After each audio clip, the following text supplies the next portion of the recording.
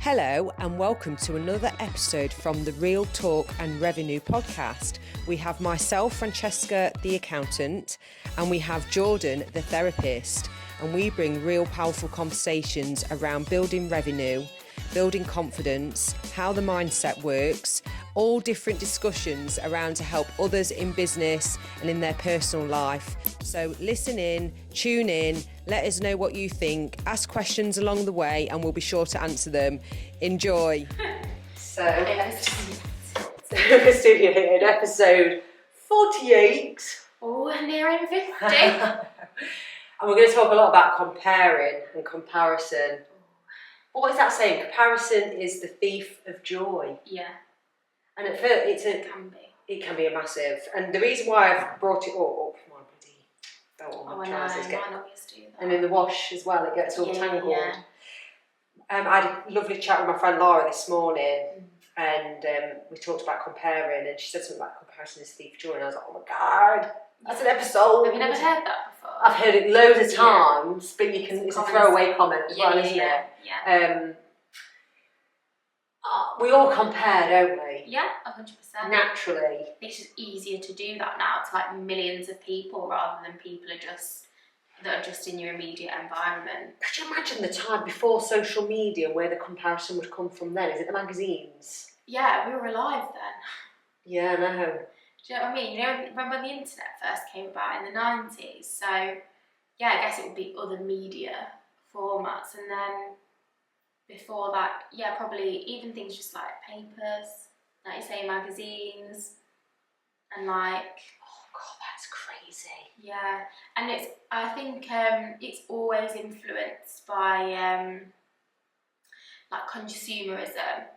And that was around before. Oh, what's that word? Media was, you know, like what's being sold. Yeah, I know. So I'm just like thinking back to maybe like my grandparents' eras where there wasn't like TV had just come in, so like there probably weren't adverts in that way, but like billboards and advertising has been around for, I don't even know, like forever.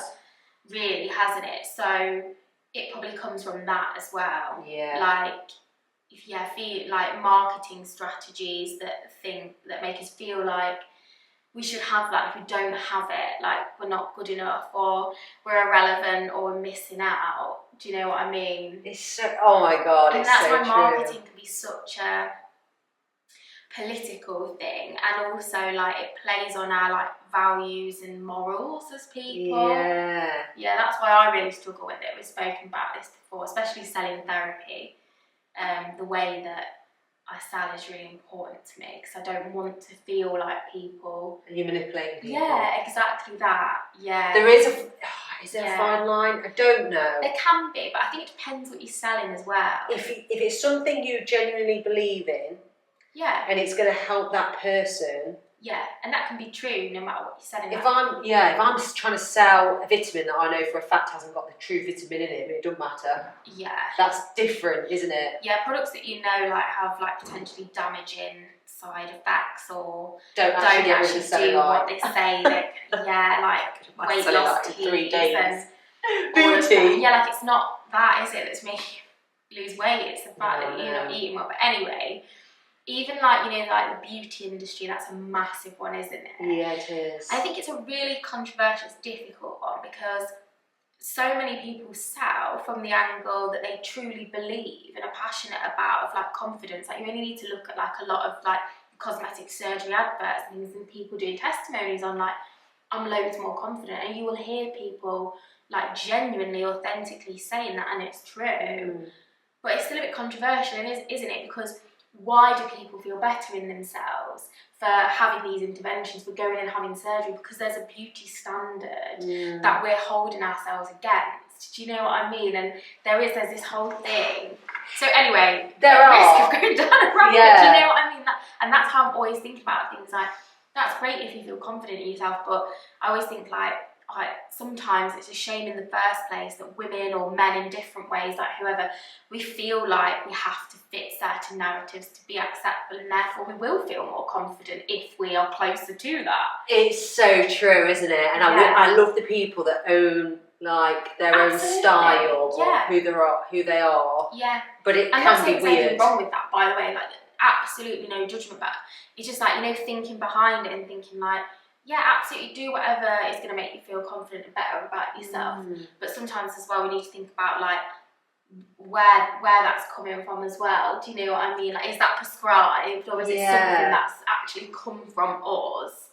And that's really hard to untangle. Like, it's so true, isn't it? And it's influencers now, and young children looking at like the beauty models and the ones that look natural on a picture when actually it's filtered. We don't know for sure.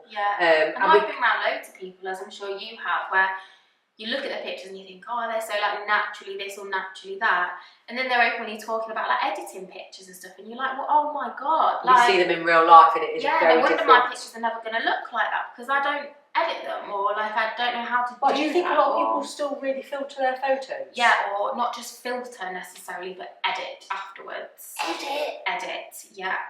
And if you think about AI now as well, and how quickly people can do that with like no skill. But what about when you meet them in real life? Well, exactly. No. That baffles me. So I uploaded a photo. I'll be honest, at first I was like, you can see all the wrinkles under my eyes forming. Yeah.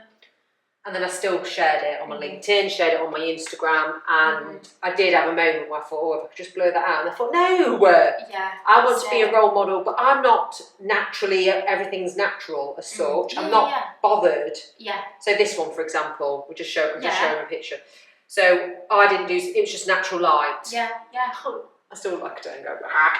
But then I think I want people to go that she's not using an actual filter or doing an edit. Yeah. But you do try and show your best pictures, but sometimes I don't. Yeah. I did one. I never thought I would share a no makeup free selfie. Yeah. And I went out in London last week with my friend Becky, and we had dinner together. It was amazing. We had steak. Yeah. And I said, look, I'm going to meet up with you, but I'm not going to put my makeup on. Yeah. And I'm in my comfies. She was like, yeah, that's fine. And I went out in London, in Canary Wharf, joggers and no makeup, hair straight back. I love that about London though, and big cities, because I always feel more confident just showing up however I want to show up. Really? Yeah, because I feel like you're anonymous in such a big place. It's so true, isn't it? Yeah, like the likelihood of bumping into someone is really slim. Not that that necessarily matters, but I just think it's so densely populated with so many different kinds of people that like no one's paying attention. I know, and this is where the comparison and it is in the beauty, but in the business world is massive. Now, for example, I can't not post what I'm posting, and it may make others feel bad about not doing that thing. Absolutely. Okay, I get that. I'm open to that. A lot of the time, when someone looks at my stuff and has this internal, oh, look at her, blah blah blah, that's an internal their problem. It is. I know it is. It is. It is. It's true, isn't it? Yeah, and it's really hard. Like if we was trying to mitigate like offending anybody, you wouldn't be able to post a single thing because you are always going to like clash with other people's stuff. But you're right, like you still got to show up and put your message out there, like share the value that you believe in, and know that it isn't going to be for everyone. Yeah. You were talking about in the business world, and I think it's true of every pocket of society, because when you said that, I thought it's the same with parenting, isn't it? How you parent, like comparing yourself to like, oh, like they do less screen time than me, oh look at them, like they never put the telly on, or they're always like making food from scratch and this and that. And oh wow, so you think the same as what I used to then? Yeah, always. They're better than and me. then again, the same in the business world, alongside being a new mum or a parent, like look at how much they're achieving, and they've got young children, or like do you know, or oh, they're just like absorbed in parenting, and I'm still trying to. So when you're doing that, and when anyone's doing that, catch yourself doing that. Oh yeah. Or they're only doing it because they've got a husband at home with them, or they're only doing it because of this and X, Y. Any excuse to stop yourself doing it. That's not what I meant. I meant like you know, like they're able to stay at home and do this and that, not for whatever reason, and I'm like diluting my attention with other things. Do you know what I mean? I do know what you mean. And there's a lot. It's a lot, whatever angle. It is. Because if people, it's like choose what you truly want. This is the thing now. You've got to stand firm on your. It's values again. Yeah. Like, back to your values, like not what you feel you should be doing or the right thing to do, but like what is genuinely important to you. Yeah. And it's okay if that's a number of things. Like, it's so true, isn't it? Do you know what I mean? And you can't be all of everything. No. You can't do everything. You've got to pick your battles and pick what you want to take from what you see on social media. And the only reason why I'm comparing to social media is because it's so massive now. But even in your friendship circles, there's a moment that you can compare. Yeah. Again, I always try and go observe myself first, go what's going on here. But most of the time, I'm so happy for everybody else. That's a habit to build. It is. If you see something that triggers you a little bit, I'm really happy for them actually. Yeah. And keep reframing it quick. Yeah. They look amazing. They look absolutely amazing. Fair play for them training every single day, and I I can't. was listening to a podcast yesterday, or I can't remember when, and they were talking about how like kindness is a skill. Yes. So like. I didn't know this, but it is. Yeah, it like, is. and they'll talk about other things as well, but like that's one that stood out to me, and like that's something that in my younger years, it's always been in me, but it never came as easily because my own stuff was always in the way. Yeah. And now it's something that comes very naturally to me. Like I'll probably lead with that for other things most of the time. Like George will probably be listening and be like, sorry, is that true? Yeah. Do you lead with kindness? It's interesting, but do you know what I mean? So you can lead with kindness, but you don't want to be too nice. There's a difference. I think there's it's not even about being too nice. Like it like not self-sacrificing. I think that's what it's about. Like you can be kind, but that doesn't mean you have to like shrink yourself or people please all the time or sacrifice and ignore your own needs in favour of everybody else. That's not what kindness has to look like. Yeah, but being that too can nice often be the narrative. That side is pleasing, the people pleasing. And just like, shrinking yourself, like submitting all of the time. And and I think as women, like often we're like conditioned, that's a, you know, like traditional conditioning of girls is like to be nice and kind. Yeah, it's so true, isn't it? Yeah. And I love the women that support other women and truly lift each other up. But it's still the same where people say that, but do they actually do that? Yeah, and again, it's because we live in a society that's sort of like encouraged women to compete with one another. In many ways, you know. So yeah, true. I never even thought of it like that. Yeah, I've listened to a podcast about that recently as well. I can't remember, you know, the literature and stuff that they were referring to, but like, you know, if I look at like again grandparents' generations and that kind of like, you know, like the 50s housewives sort of thing, and how like catty and competitive it was, like, you know. Talk about podcasts. I listened to one this morning, A Lot on Your Plate. Yeah. It's George's cousin. Yeah. Oh yeah, because she mentioned Nottingham and so. I never thought I'd listen to podcasts. As in, I used to be. I think with the comparison is need for joy, but with that, it's having a growth mindset to come away from the comparing and using it as fuel. Yeah. But also, me saying years ago I'd never listen to a podcast. I'm a visual person. Yeah. But giving it a go. Yeah. And now I'm hooked on all sorts of different ones. Yeah. And I think the reason why it's easy for me not to compare, because I still have my moments where I'm like, oh my God, they've overtaken me, for example. Yeah. Oh my God, why didn't I think of that? Oh, they're doing better. Yeah, like I'm behind, like I've missed out, it's too late for me. Yeah. It's not though, is it's it? It's never too late. It's so easy to say that to yourself, oh, they're already doing it. What is that all about? It comes up so much for me, like, oh, they're already doing it, like I don't want to copy or... Yeah. Like, yeah, but you're going to do it in a different way, like you'll put your twist on it, like... Do you know what I mean? Wow, it's so true. It's hard, isn't it, to not dismiss it because somebody's already doing it. But again, like, if you go back to like, you know, services like hairdressers, gyms, you're not just going to have one in even a small town, are you? Because there's still like far too many people just for one hairdresser to cope with. And it's the same with the online space, isn't it? It is, and it's how you do it well or better or different, and that means so much more than people just copying and replicating. It's going to appeal to like a different set of people for whatever reason. Like there might be, you know, you've got like, for example, just hairdressing because it's like a common business, isn't it? There's always lots in one area. Like I've seen things recently on social media where there's like vegan hairdressers or like eco-friendly hairdressers. Like I've had the vegan bookkeeper, There you go. nor a diverse accountant or whatever. Yeah. I've just made that one up, but There will be. Yeah, there absolutely will be. And there'll be somebody else that goes, yeah, I'll go to them because they're probably thinking the same way as I do, and it'll be easy for me to communicate with them, or I want to support somebody else that's neurodivergent, or... Yeah, that's so true. Do you know what I mean? Like, absolutely, go for it. So going back to... Comparing. Yeah. What do we... It's just hard, isn't it? It's It is hard. I think it can be a really negative, damaging, limiting it's habit. Such a limiting habit. But also, I think sometimes it can be... Is it comparison though, or is it just like supportiveness and like, I don't know. As soon as you start supporting others and being happy for others, and then you're slowly genuinely meeting it. I know that sounds daft. You start being happy within yourself. Oh, 100%. And it actually progresses you. Yeah, 100%. But that takes work. And if you are feeling miserable when anyone does better or does well, thinking, oh, it's me, or whatever. Yeah. Honestly, just flip it quick and go, actually, I'm really happy for you. Yeah. Really want you to do well and really want you to succeed. And that's what a massive lesson for me is, that behaviour, especially with setting up your own business and hiring a team and letting them be as better than me as much as they want to. Yeah. You know, and it's that mindset that it's okay, that, you know, there'll never be you. Yeah. We're all individual. So actually honing on that, but there's a lot of inner work.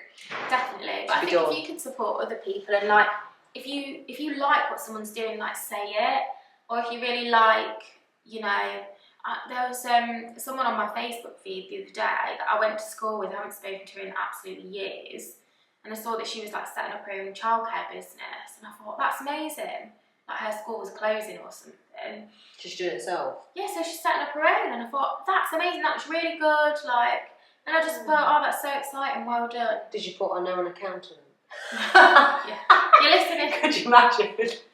Well done, but I know this if you want this, and I know if you need therapy because it's going to be hard, I can do that. And I know someone with this. But that much is also true, isn't it? If you're like, if you're present and showing up, and I didn't do it for any other reason, then I genuinely thought, like, that's so cool. Like, why not say it? Because you feel it as well. You know how it feels. Yeah, and again, like, if somebody says something to me, like, complimenting on something I'm doing, like, it means a lot to me. Especially people you know. Yeah. Not the people you don't. Do you see what I'm saying? Yeah, people you know, if they're not supportive of what you're doing in the business, are they truly doing that thing where they're comparing and they're jealous and going, oh, and they deep down want to see you fail? I know. What's that all about? Your own stuff again showing up, isn't it? Like the belief that if other people are doing well or doing something you want to, that you failed, or that you're then somehow inferior, that there's not space for everyone to thrive. And there always is. There is. It's a scarcity mindset, isn't it? Just on that topic, actually, I told you, didn't I, the weekend when we caught up about my supervisor who had written a really nice email recommending me to do like talks on EMDR. Yeah. And that felt really nice. And again, like for someone that struggles with imposter syndrome, like frequently, it's hard to accept that as well, rather than dismiss it and be like, oh, it's just being nice. Yeah. But actually I was like, oh, that's lovely, and maybe like I'm better than I think I am, and you know, like turning the narrative around. I had a meeting about it today, about doing some talks, and hopefully he's going to send some dates through. I can do some talks about EMDR and it's so like that. And that would be amazing for your development. I love it. I mean, I'd full on absolutely petrified and shit myself. That's a growth mindset though, where you don't really I want to be more comfortable with it, and that's what I want to do. I want to do that confidently. Yeah, it's so interesting, isn't it? You have to start doing it not very confidently at all. You have to start somewhere, and for example, what I've noticed as well when you're comparing, the people that shout out that they're doing this, they're amazing this, they're doing such a tiny aspect of it and they blow it up on social media, and I fully respect that that's the way to get people to watch things. So if they've done something once, they'll say they've done it 20 times to get, and I've learned that's what people can do, especially people that have told me stuff, and that is okay. It's not ideal, but if you see someone blowing up about this car they've bought, or they're doing this, that, the other, I always try and think, you know what, fair play, because it is actually hard no matter what you share. Yeah, absolutely, and you're always going to appeal to a certain type of audience that maybe wants that sort of a thing, you know, and like everyone's trying their best, aren't they? It's so true, and it's not getting in a saturated market in a way as well, and that's not to like put people into that scarcity mindset, but like with social media and marketing and stuff like that, there are so many things competing for our attention, so it can be very difficult to get in front of your ideal audience, as I've learned recently with like retreats and events and stuff, and not getting the interest to be able to run them. Yeah. It's a fine art. It is a fine art. I'll also share that you can create your feeds to what you want to see. So, for example, some people moan that I keep seeing people doing their best sells and they're doing 10x months and this, that, the other.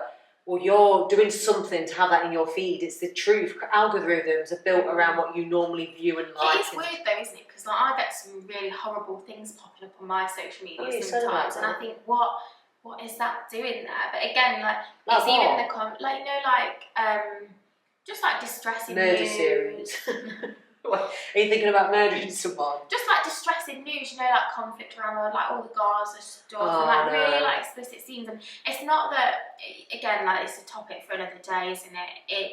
I know how much that stuff impacts me, so I do try to avoid like, you know, a lot of exposure to the news because I'm such a highly sensitive person and I'll think about it for days. I'm the same. Yeah, so I'm careful about what I click on, what I engage with for that reason, but I still get stuff popping up. But again, I'm talking about it to you now and our phones are in the room, and you know, like they do like pick up nowadays, don't they? On, don't know, that's what Steve said. I'm like, really? Yeah, and like the messages you send into friends and stuff like that. Like my friends that don't have children might be talking to me about like, you know, baby stuff or kids stuff or presents or whatever, and then their feed's like saturated with stuff, and it's not something that they search. So I think there's a lot as well we probably like don't quite understand. And I saw a post recently about like terms and conditions that are like hidden that we might have agreed to, and then that can obviously, you know, kind of impact how we're marketed to and stuff like that. Which again goes back to like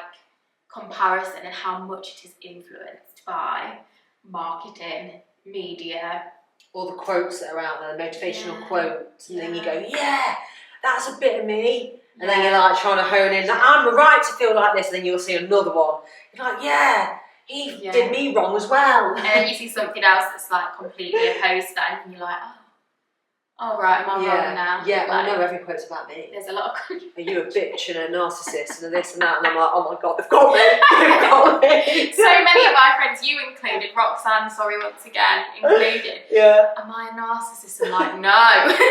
Same thing, my friends ask, do you think I'm like, no, you're not.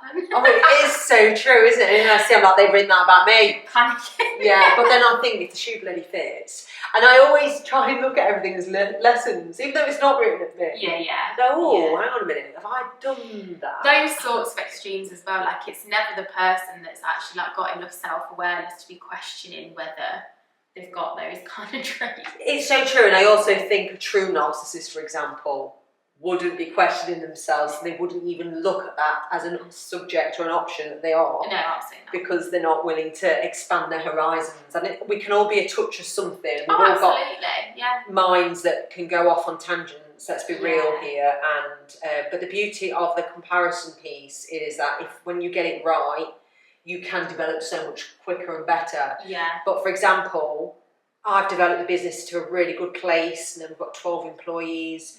You know, we're getting natural referrals as well, which is good without asking for them, shall I add? Yeah. But it doesn't mean I won't have my moments where I'm like, well, why have I not got 24 people? Or why have I not, you know, hit 3 million? You know, and it's so... And then I can get really overwhelmed with that. And I'm thinking, and I have to keep reminding myself what is working for me. Yeah. Not the, you know, for a female in finance as well, it is quite rare to run your own business and deal with everything. And I think I like the purpose that I hopefully will be inspiring others. And I hope people do look at my post for inspiration rather than, God, how does she fit it in? Training all day, every day. All she does is spend time in the gym. You know, but then I've got to ignore it. Is it? It's definitely not true. It's a proportion of your day that you're sharing. Exactly. Like you might not be, you do share having a coffee, but you might not be sharing like having a shower and putting your pyjamas on. Yeah, exactly. Do you know what I mean? Exactly. Like, they're all micro moments. Funny you said about sharing.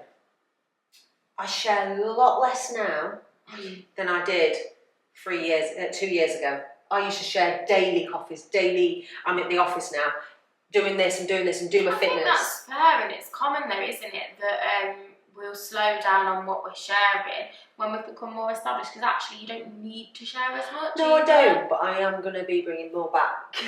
No, I'm going to be doing more. Yeah, because I do like the idea of, like, I also think it's good for your personal brand and presence anyway. Yeah, I agree. I do enough, so people will assume that I'm doing it daily, I reckon, because I've got that to that place. But yeah, no, it's interesting now. I'm really glad we've spoken a bit about comparing. But next week's episode, let me just tell them what it's going to be about. Tell me as well. I'll tell you, because I like my little subjects, because we don't like to keep going off on tangents. But we do anyway. We do, but this is going to fall nicely. And can you actually get clients on social media? Okay. Especially in like the professional environment, and different tradesmen that usually get it from referrals of word of mouth. That's funny, because I saw an account yesterday. I can't remember if I'll be able to find it again, but it cracked me up. So yeah, see if you can find it. I will. Right, thanks for listening. See you next week. And we love you lots.